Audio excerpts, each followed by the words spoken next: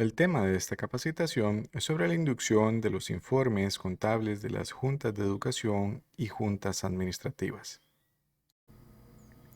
Es importante saber qué es un informe contable. En este caso podemos definir que un informe contable es un resumen de la situación económica y financiera de una entidad durante un periodo de tiempo determinado.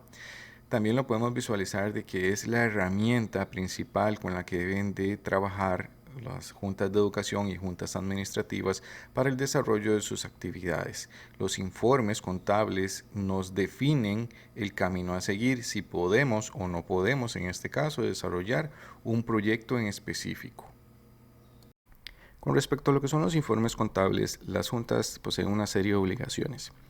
En el artículo 31 del decreto 38249-UMEP se establece que son funciones y atribuciones de las juntas las siguientes.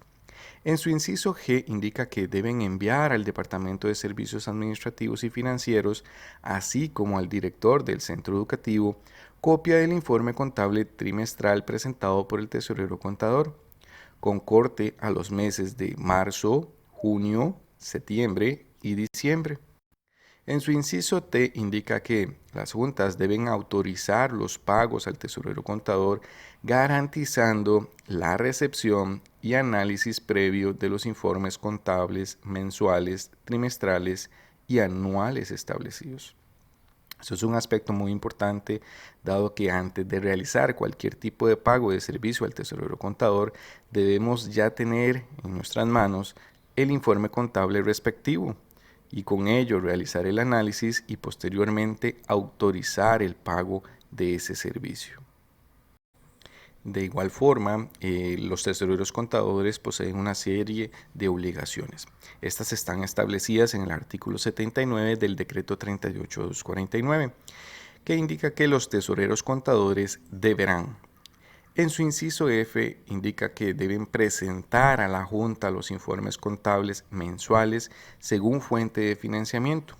Este informe deberá presentarse una semana después al cierre contable de cada mes. En su inciso G indica que debe presentar a la Junta los informes contables trimestrales según fuente de financiamiento. Este informe deberá presentarse una semana después al cierre contable de cada trimestre. El tesorero contador remitirá copia de los informes trimestrales al Departamento de Servicios Administrativos y Financieros. Los directores de los centros educativos poseen ciertas obligaciones con respecto a lo que son los informes contables.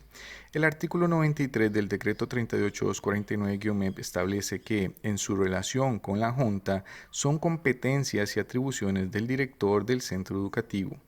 En el inciso I indica que el director debe analizar los informes presentados por el tesorero contador con el fin de conocer el movimiento de los fondos y la disponibilidad de recursos, según fuente de financiamiento.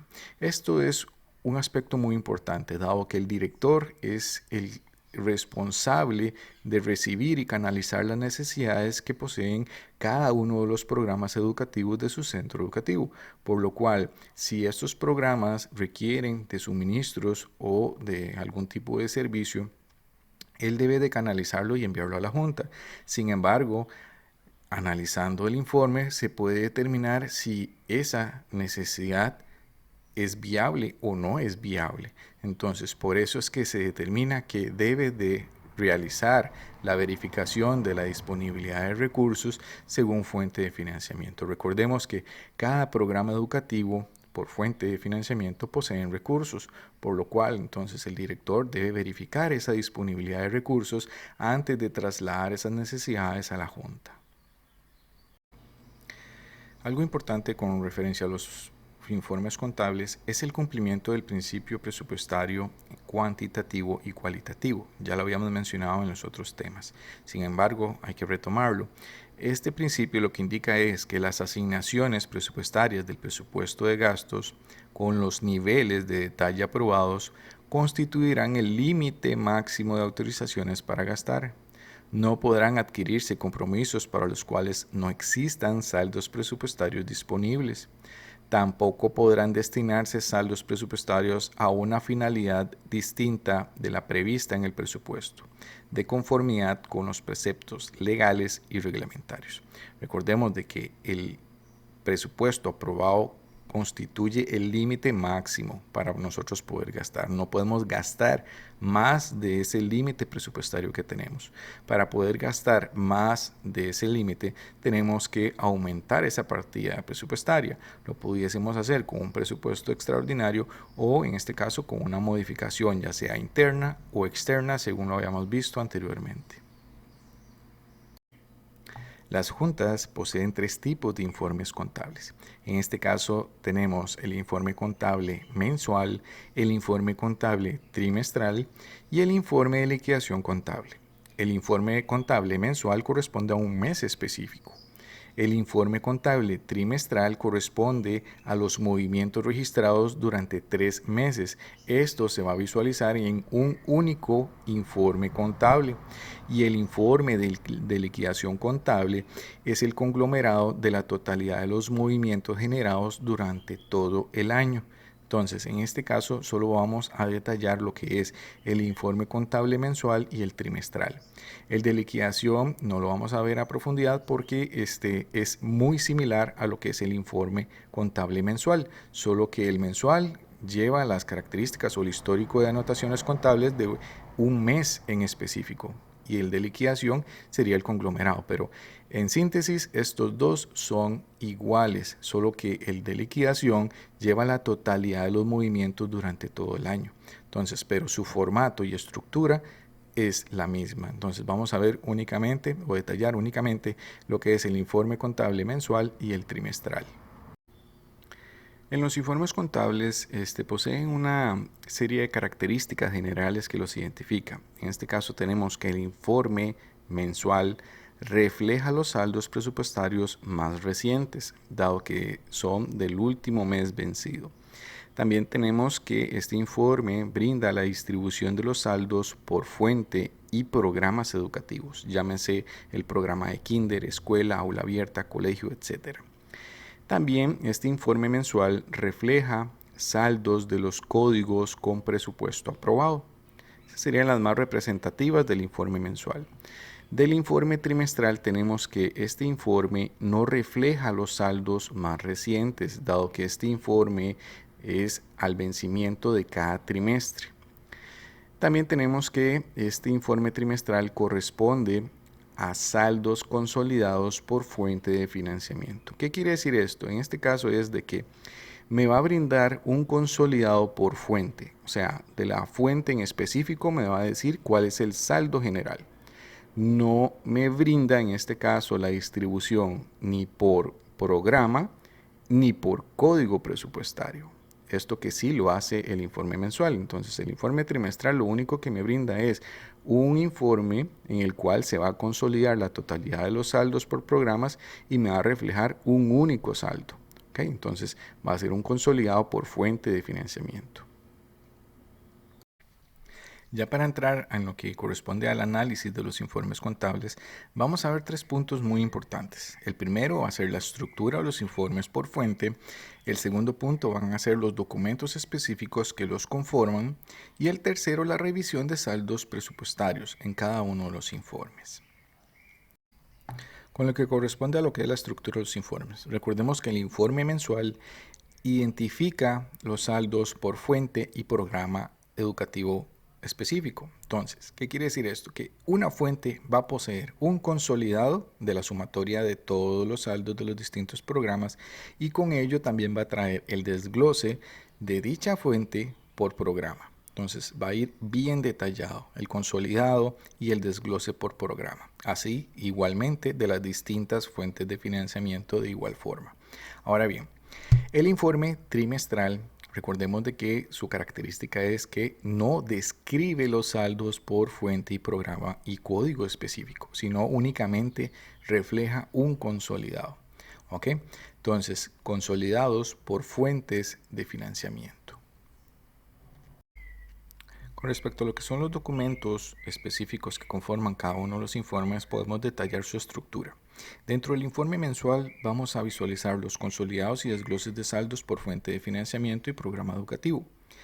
En este caso vamos a observar también el detalle de los ingresos y egresos por fuente, el libro de bancos, la conciliación bancaria, los estados de cuenta bancarios y certificaciones de saldos. Entonces, vamos a ver esta estructura uno a uno para que los vayan identificando. Con respecto a la estructura del informe contable mensual, podemos observar este formatito que tenemos por acá, que corresponde a un informe mensual. Podemos observar que tiene una estructura bastante definida. Tenemos por acá donde se detallan lo que son los ingresos, tanto presupuestarios como ingreso real que tenemos en cuenta bancaria. Y también podemos observar que se observa la distribución por partida presupuestaria de cada uno de ellos. Recordemos de que esto posee un consolidado, en este caso estamos observando el consolidado como tal de la fuente en específico, y este informe posee tanto el consolidado como la distribución o el desglose por programa educativo. En este caso estaríamos observando por acá la distribución de la ley 6746 del programa escuela. De igual forma, posee la misma estructura de ingresos y egresos. Podemos observar la parte presupuestaria y la parte de ingreso real. Estos aspectos los vamos a detallar más adelante, pero sin embargo aquí estamos observando más que todo el formato o la estructura de cada uno de ellos. Este sería el consolidado y los desgloses por fuente y programa educativos del informe mensual. En el punto 2 detallamos de que existe el detalle de ingresos y egresos de la fuente. ¿Qué es esto? Esto es un resumen, un pequeño resumen de los movimientos que se dieron en la fuente específica. Entonces quiere decir que de la ley 6746 existieron una serie de movimientos, tanto de ingresos como de egresos. Acá lo podemos ver. En este caso, el debe es para los ingresos y el haber es para los egresos. Entonces podemos visualizar acá que para esta fuente en específico durante un periodo de tiempo determinado se dieron apenas estos dos movimientos, y acá representaría el saldo total de la fuente en específico. Entonces eso es lo que es el detalle de ingresos y egresos. Es un pequeño resumen de los movimientos que se realizaron o movimientos de flujo de caja de ingresos y egresos de la fuente en específico. ¿Ok? Es sencillo. En el punto 3 teníamos de que el informe mensual posee lo que es el libro de bancos. ¿Qué es el libro de bancos? En este caso, el libro de bancos es el histórico de movimientos, o sea, el historial de movimientos, tanto de ingresos como de egresos de una cuenta bancaria en específico, en el cual el tesorero contador realizará cada una de las anotaciones, tanto de los ingresos como los egresos, para determinar cuánto es el saldo en libros de nuestras anotaciones. En el punto número 4 teníamos lo que es la conciliación bancaria. La conciliación bancaria es esto que tenemos por acá. La conciliación es la revisión que hacemos en este caso del monto registrado como saldo en cuenta bancaria o saldo en bancos en comparación con los movimientos registrados en el libro de bancos, y determinar con esto si hay diferencias entre ambos y poder determinar a qué puede obedecer dicha diferencia. Entonces, para ello, lo que hacemos es verificar que el saldo según libros que tenemos por acá sea igual al saldo que tenemos por acá. ¿Okay? Recordemos que el libro de bancos es el histórico de movimientos tanto de ingresos como de egresos de la cuenta bancaria. Entonces, este monto debe ser idéntico al que está registrado acá. También se registra lo que es el saldo según bancos, este monto que tenemos por acá. Entonces, este monto, ¿de dónde lo obtenemos? El saldo según bancos, en este caso sería del estado de cuenta bancario, que lo tenemos por acá, que sería 1.174.408.64, que este mismo monto es el que debe estar indicado por acá.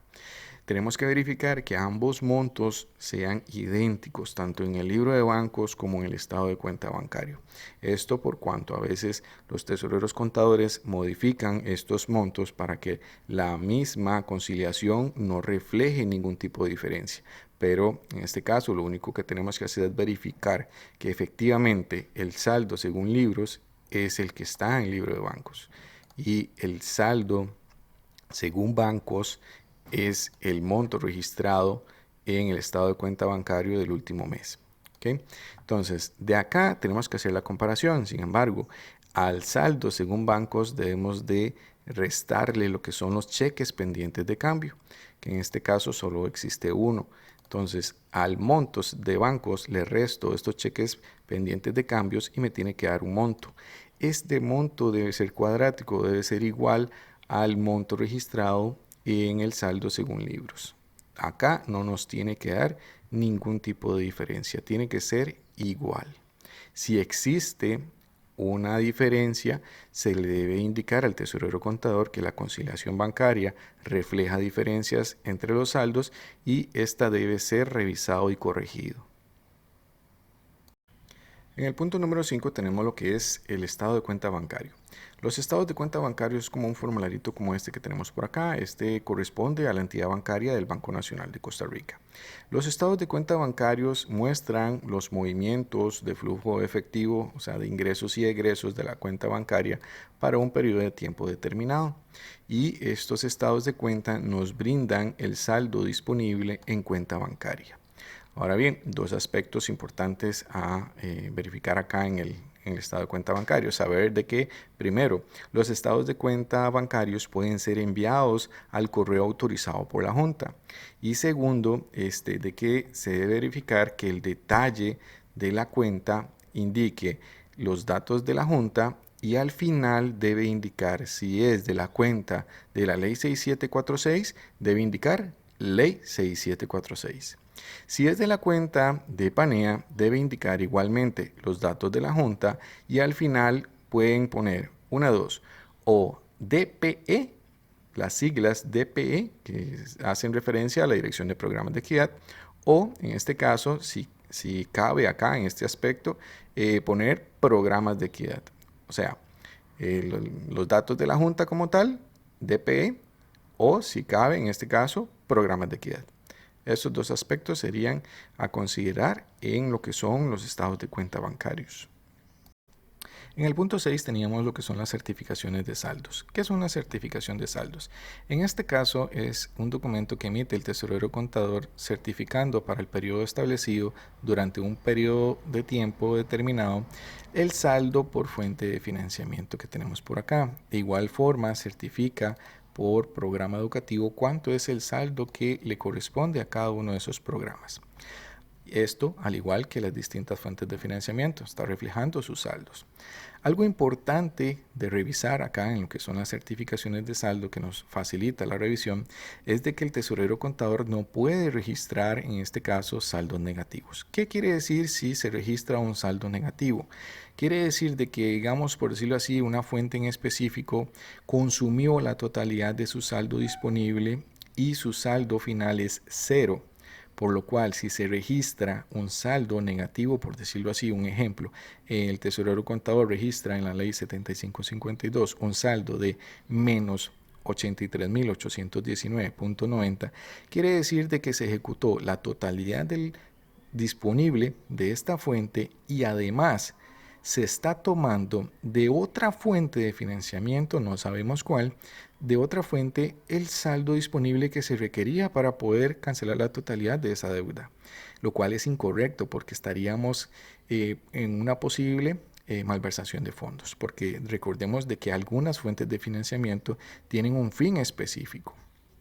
Entonces, si ejecutamos más presupuesto del que tenemos autorizado para gastar, estaríamos incumpliendo el principio presupuestario cuantitativo y cualitativo, por lo cual lo correcto es que el tesorero contador registre en la fuente de financiamiento un saldo de 0 y efectivamente le reste ese saldo que falta a otra fuente que pueda y tenga la posibilidad de cubrir esa obligación. No todas las fuentes de financiamiento pueden hacer eso. Recordemos de que algunas fuentes tienen un fin específico, por lo cual no todas pueden hacerlo. ¿Ok? Y con esto ya habríamos observado cada uno de estos 6 puntos: el consolidado, el detalle de ingresos, el libro de bancos, la conciliación, los estados de cuenta bancarios y las certificaciones. Entonces, ahora bien, vamos a ver cada uno de los aspectos que conforman el informe trimestral. Para lo que corresponde a los documentos específicos del informe trimestral, tenemos que el informe trimestral posee los consolidados por fuentes de financiamiento, tenemos el formulario de superávit o déficit del periodo, tenemos el libro de bancos. Este libro de bancos es el mismo formulario que vimos anteriormente, solo que va a contener la totalidad de los registros para el trimestre que corresponde. De igual forma, la conciliación bancaria va a ser el mismo formulario que vimos en el informe mensual, sin embargo va a reflejar los saldos del libro de bancos y saldos de estado de cuenta bancaria del trimestre que corresponde. También tenemos lo que son los estados de cuenta bancarios, de igual forma, lo mismo. Y las certificaciones de saldos sí tienen un formato en específico. Entonces, vamos a ver cada uno de estos documentos que conforman el informe trimestral. En el punto número 1 teníamos los consolidados por fuente de financiamiento. Los consolidados por fuente de financiamiento son estos formularios que tenemos por acá. Si ven, son completamente distintos al informe mensual. Estos formularios son referentes a una fuente de financiamiento en específico, en el cual se va a determinar su periodo al que corresponde, va a traer un poquito de información de presupuesto inicial aprobado. Recordemos de que esto no es ingreso real, esto es presupuesto. ¿Okay? Esto es presupuesto aprobado y acá tenemos la totalidad. También se van a reflejar por mes tanto los ingresos como los egresos, entradas y salidas. Y por acá va a ir reflejando el saldo correspondiente por mes. Ahora bien, esto nos facilita para verificar el cumplimiento del principio presupuestario cuantitativo y cualitativo, que efectivamente no podemos ejecutar más de este monto. Aunque aquí tengamos un monto superior, no podemos ejecutar más de este monto porque este es el presupuesto total aprobado. Si lo ejecutamos, estaríamos incumpliendo ese principio. Y como ven, es sumamente sencillo y directo. Fuente de financiamiento y refleja el saldo de dicha fuente. Y esto como tal para cada una de las fuentes de financiamiento que posee el centro educativo. Como podemos ver acá, también tenemos otros, tenemos fondos propios, etcétera. Cada una de las fuentes de financiamiento va a tener un formulario de estos para cada fuente de financiamiento. En el punto número 2 teníamos lo que es el formulario de superávit o déficit del periodo. Este formularito es este que tenemos por acá y podemos observar que tiene 3 tablitas. La primera tablita vemos que es idéntica en la parte de acá de esta columna a la siguiente. Esto quiere decir de que van a reflejar 2 aspectos distintos. El primer recuadro que tenemos por acá lo que refleja son saldos presupuestarios. Son los saldos que se tienen. Entonces, este es el presupuesto, el ingreso utilizado y el presupuesto ejecutado. Entonces, por acá tendría el saldo presupuestario. Por acá tendríamos el otro recuadro. Este otro recuadro lo que refleja en este caso es el ingreso real y el egreso real por fuente de financiamiento, o sea, el saldo real que tenemos por cada fuente de financiamiento. Y esta última es una tablita que reflejaría en este caso aspectos sobre el superávit, tanto libre como específico. Recordemos de que siempre las asignaciones con un fin específico es superávit específico. El único que puede ser superávit libre, categorizarse como superávit libre, sería fondos propios. En el punto número 4 y número 5 eran la conciliación y los estados de cuenta bancarios, que ya lo habíamos observado anteriormente, por lo cual en este caso pasamos a lo que es la certificación de composición de saldos. Esta certificación sí tiene un formato establecido por norma, por lo cual tienen que seguir esta misma estructura, en el cual se va a certificar, el tesorero contador certificaría por fuente de financiamiento cuánto es el saldo en cuenta por cada una de las fuentes de financiamiento. Y esto sería la totalidad de los documentos que conforman el informe trimestral. Ya en el punto 3 entramos a lo que es la revisión de saldos presupuestarios.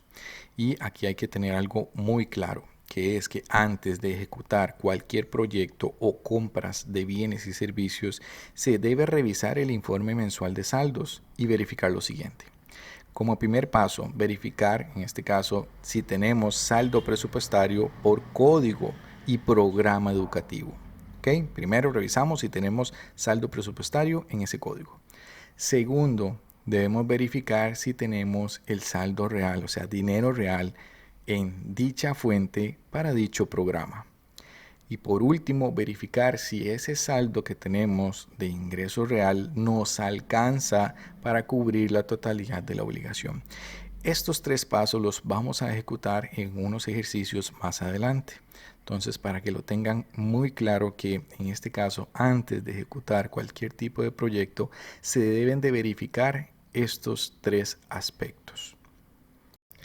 Con lo que corresponde a lo que es la revisión general del informe, tenemos una serie de aspectos que se pueden considerar. Como primer punto, que el informe debe corresponder al centro educativo. Como segundo punto, que el periodo del informe debe corresponder al último mes o trimestre. Como punto 3, tenemos que en este caso podemos realizar una revisión sencilla para verificar si el informe está completo y correcto.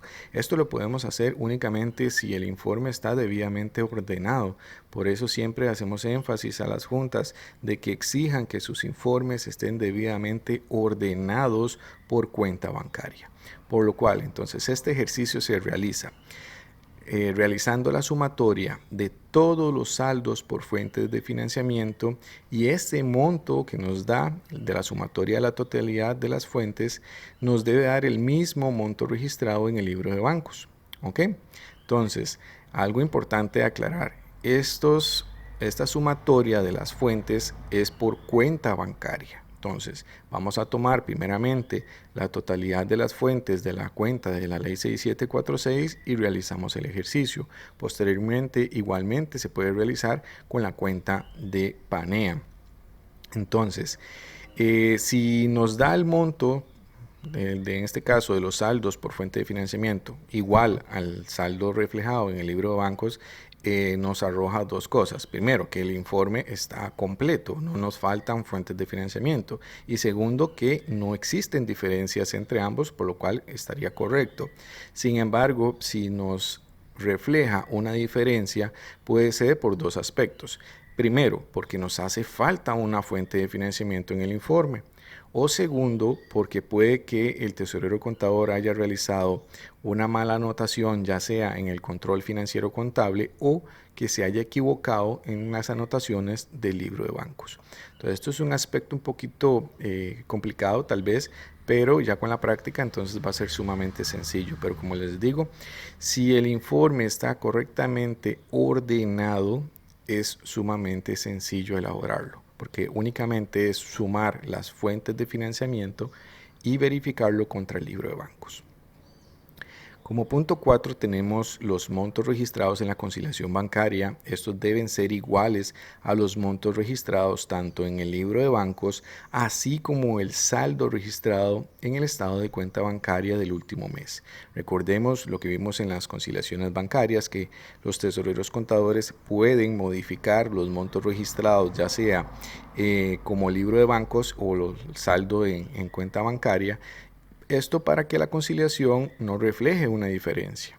Pero ustedes pueden verificar que las anotaciones tanto del libro de bancos como los estados de cuenta bancario correspondan como tal. Si hay una variación en esos registros, ustedes pueden indicarle al tesorero contador que no se están registrando correctamente los montos, tanto ya sea en el libro de bancos o el monto registrado en los estados de cuenta bancarios, y el tesorero contador tiene la obligación de realizar las correcciones respectivas. Como por último, tenemos que la Junta debe revisar que la totalidad de los documentos que requieren la firma del profesional que elabora el informe estén debidamente registrados. Esto para garantizar que efectivamente el informe fue elaborado por dicho profesional. Exigir si faltan firmas en algún consolidado o certificación, exigir que todo venga como corresponde, con todas las firmas que están establecidas.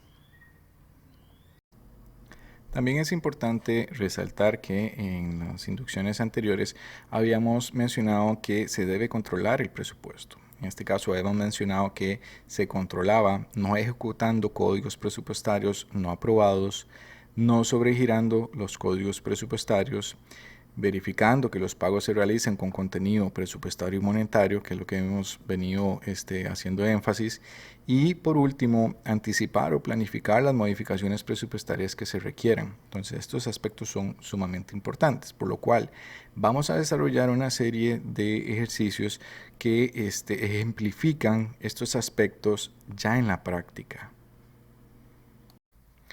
Antes de realizar estos ejercicios, me gustaría retomar tres aspectos importantes. Recordemos de que toda compra, llámese de bienes y servicios, tienen que estar proyectados o establecidos en el plan anual de trabajo. Eso lo habíamos detallado en el tema de lo que era la inducción hacia las juntas de educación y juntas administrativas. El segundo punto, que las proyecciones de compras se deben de basar en las estimaciones o cotizaciones de los artículos que se están proyectando adquirir. Esto lo habíamos visto en lo que es el tema de inducción a presupuestos. Y como tercer punto, que no lo hemos visto, lo vamos a ver en el siguiente tema de lo que es la inducción a la contratación administrativa y su reglamento, y es que la compra debe obedecer a un proceso de licitación ya realizado. Y en este se debe verificar que no se haya consumido la totalidad del proceso como tal, pero eso lo vamos a ver más adelante en la capacitación de la inducción a la ley de contratación administrativa y su reglamento, pero es importante recalcar estos tres aspectos en relación a lo que son los informes contables. Ya para hacer lo que son los ejercicios prácticos, vamos a hacer estos tres ejercicios que tenemos por acá, de necesidades que tiene el programa preescolar y esta necesidad que tiene el programa de escuela. Como primer punto, preescolar solicita la compra de un televisor de 50 pulgadas Samsung LED que sea Smart TV, que su precio ronda más o menos los 400,000 colones. ¿Cómo sabemos que más o menos ronda el precio de mercado? Bueno, podemos hacer un sondeo en el mercado y más o menos valorar. Sin embargo, recordemos de que todas las juntas de educación y juntas administrativas poseen proveedores ya establecidos en el cual se les adjudicó un contrato para ya sea la dotación de bienes o servicios. Entonces eso es importantísimo respetar. Sin embargo, se puede hacer un sondeo. Y también lo recomendable en este caso es que se consulte al proveedor adjudicado más o menos cuáles son los artículos referentes a las necesidades y cuáles son, en este caso, los precios de estos. En este caso, vamos a trabajar o vamos a hacer el ejercicio con un precio de mercado más o menos de 400,000 colones. Ahora bien, sabemos de que un televisor entra en el código presupuestario 50103. Ahora bien, vamos a revisar el informe contable del último mes para verificar si en la fuente de la ley 6746 del programa preescolar podemos adquirir este televisor. Ok, entonces ya sabemos que el que nos está solicitando el artículo es el programa de preescolar. En este caso recordemos de que los informes contables mensuales cuentan con un consolidado de la fuente en específico y trae también los auxiliares o controles financieros contables de cada programa educativo. Entonces, en este caso no podemos utilizar los saldos que se reflejan en el consolidado porque esta es la sumatoria de la totalidad de los saldos de todos los programas. Entonces, ¿qué tenemos que hacer? Buscar el programa específico en el que nos está solicitando dicho artículo. Entonces, recordemos que fue preescolar el que nos está solicitando la compra de ese televisor. Entonces, buscamos el auxiliar o el control financiero contable, en este caso de preescolar. Este sería la escuela. Seguimos bajando. Y acá ya tenemos preescolar. Esta sería de la fuente de la ley 6746. Ahora bien, recordemos de que el televisor lo habíamos identificado que pertenece a la partida presupuestaria 50103. Entonces, verificamos en la partida 5, que son bienes duraderos, si tenemos habilitada la partida 50103. Como podemos ver, no. En este caso, no tenemos contenido presupuestario para adquirir dicha pantalla de 50 pulgadas. Entonces, en este caso, correspondería a la Junta indicarle, en este caso a la dirección, o si esto fue identificado por el propio director, indicar de que actualmente no se tiene contenido presupuestario para la adquisición de dicho televisor, por lo cual se tendrían que tomar otras acciones, por lo cual podemos utilizar una modificación, llámese externa, pero en este caso no tenemos partidas específicas acá en las 5 como para hacer una modificación interna.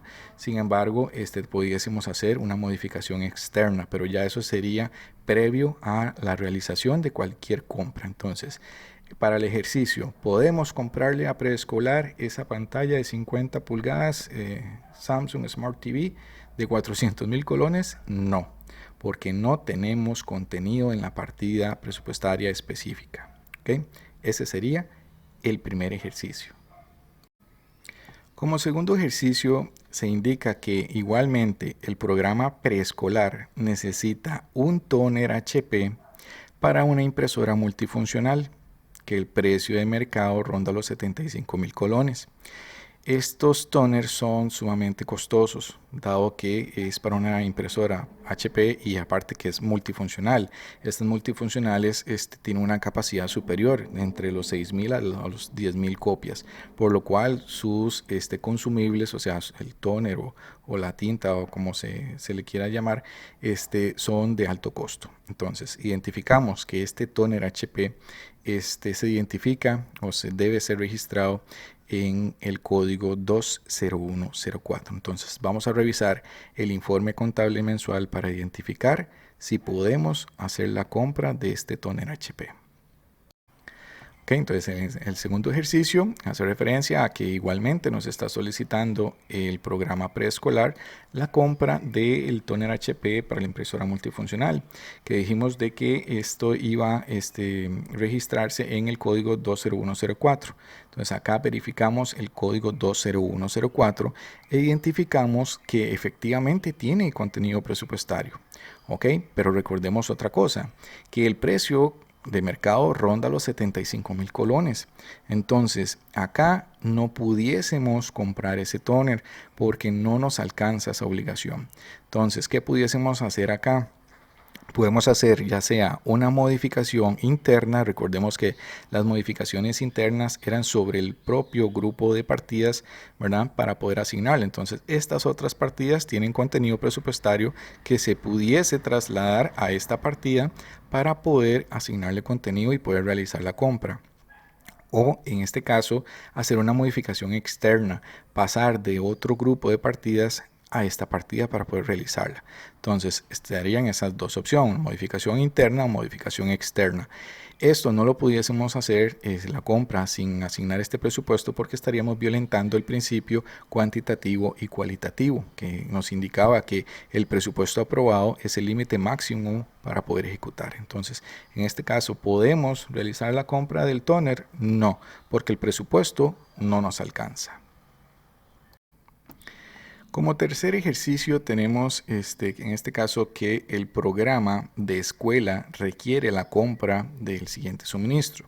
En este caso necesita una computadora de escritorio que su precio de mercado ronda los 400,000 colones, que el código al que se registra lo que es la computadora o el equipo tecnológico va a la 50105. Entonces vamos a revisar en este caso el informe contable del programa de escuela para identificar si podemos o no realizar la compra de esta computadora.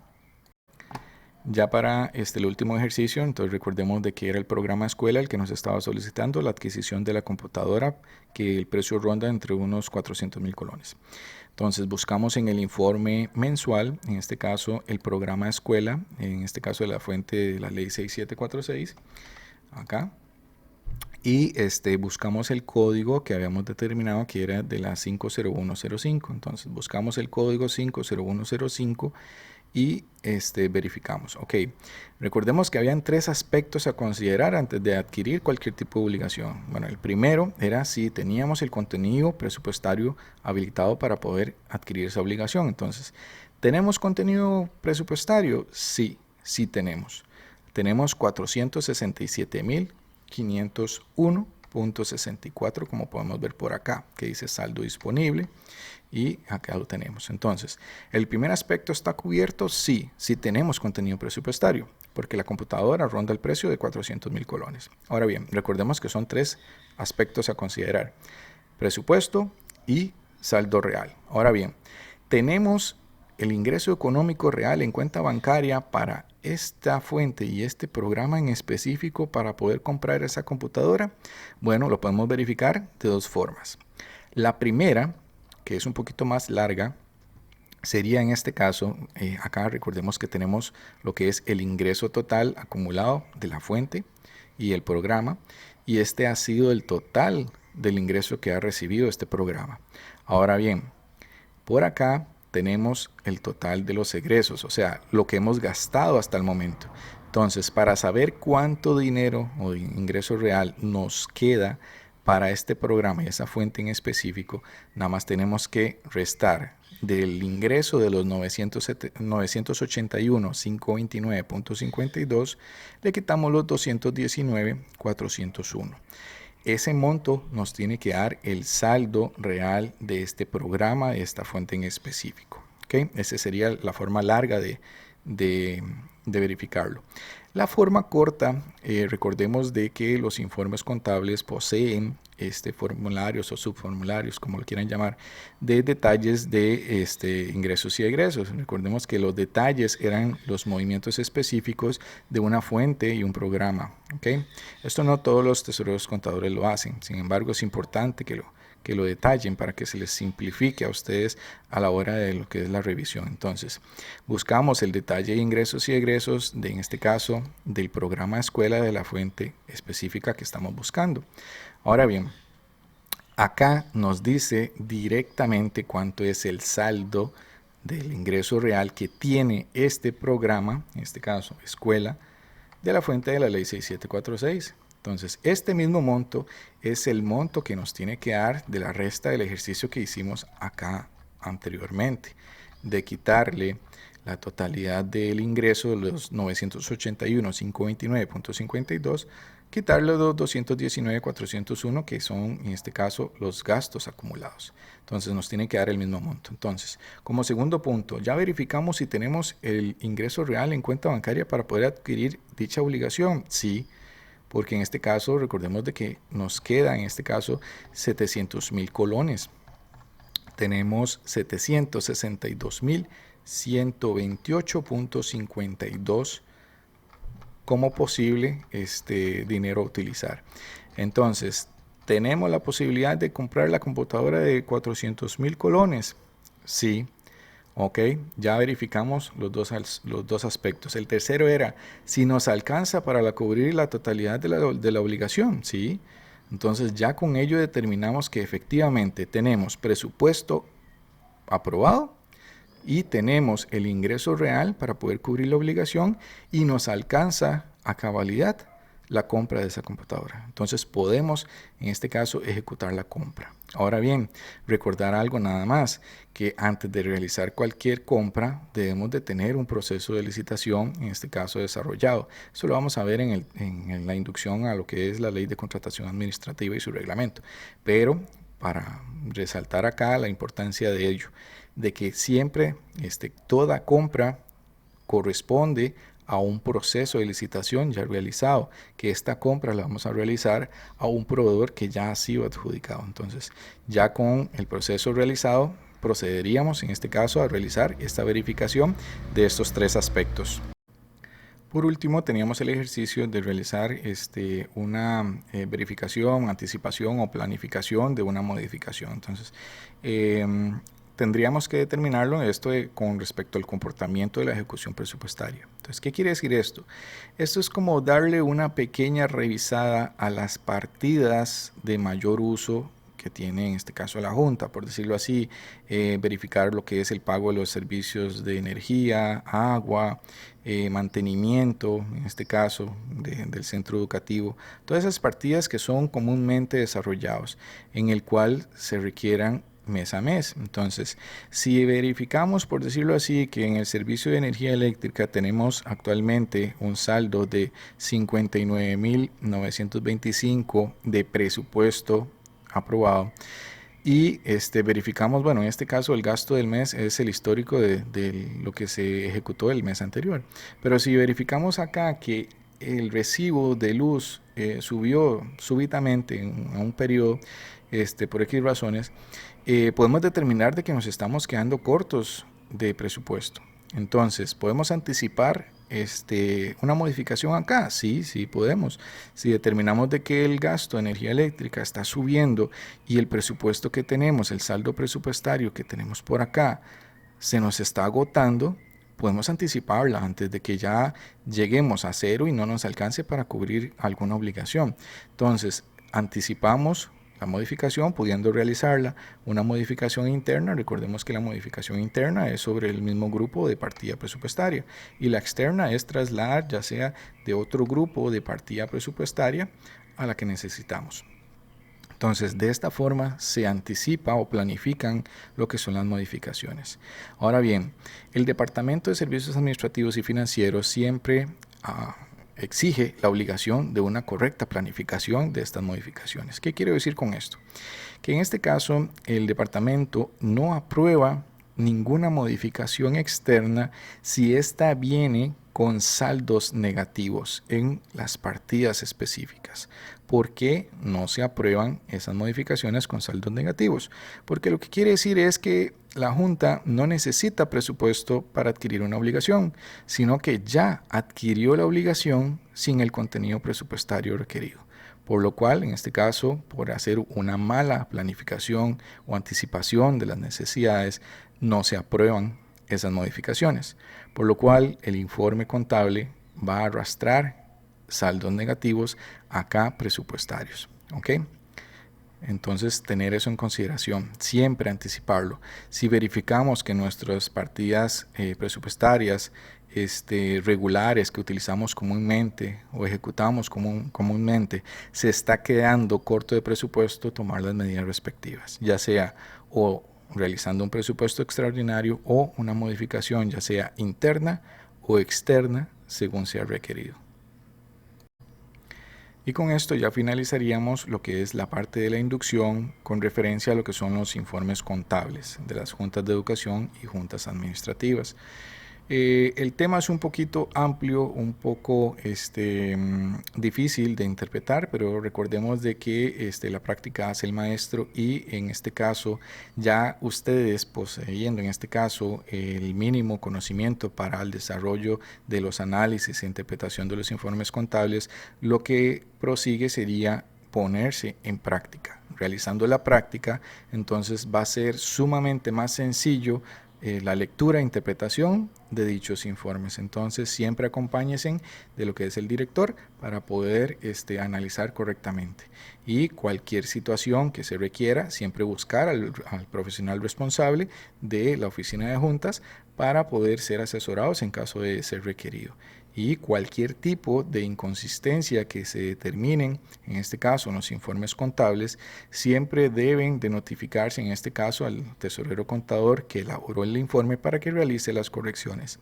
En caso de omitir cualquier tipo de apercibimiento, se deberá de presentar, en este caso, las respectivas denuncias ante el colegio de profesionales que corresponda.